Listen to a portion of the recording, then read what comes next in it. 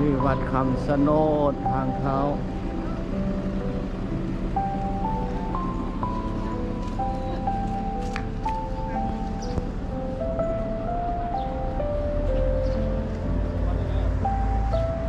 ทางเข้าวัดคำสะโนด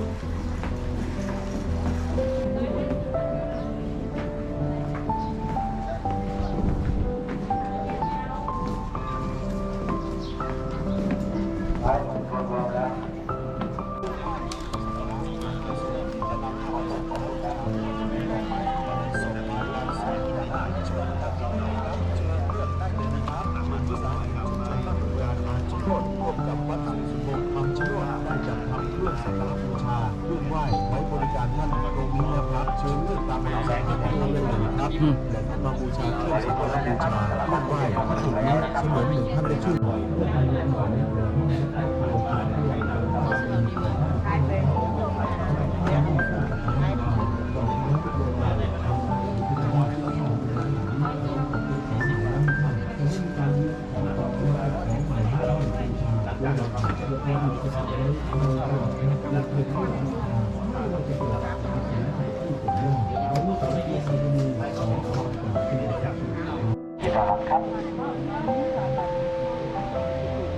ครับถ่ายรูปสำหรับท่านที่จะถ่ายรูปก็เชิญได้ทำอัศจรรย์ใสนะครับเดี๋ยวในกล่องเลยนะครับสำหรับบัตรคิวของท่านนะครับ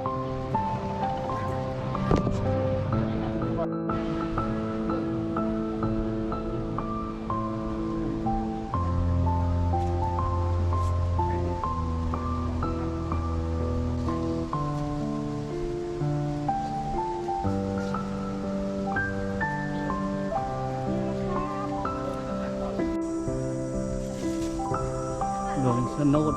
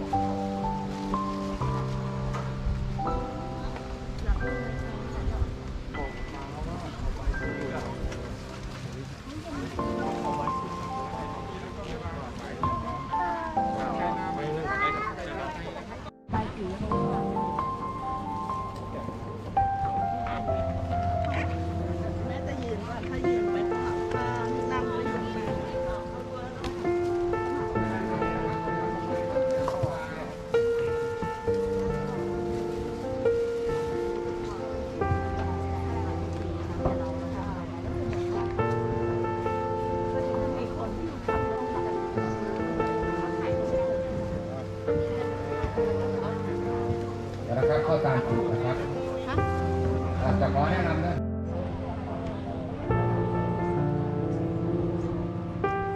สาธุกายวาจาจิตตังอาหังวันทานาคาธิบดีวิสุทโธวิสุทธิเทวาปฐุมานาคีวิสุทธิเทวีภูเทวีโคติยังทีกายวาจาจิตตังอาหังวันทานาคาธิบดีวิสุทโธวิสุทธิเทวา ปทุมานาคีที่สุทิเทวีภูเตนีตติยัมพีกายวาจาจิตตังอาหังวันทานาคาธิบดีสีสุโธที่สุทิเทวาปทุมานา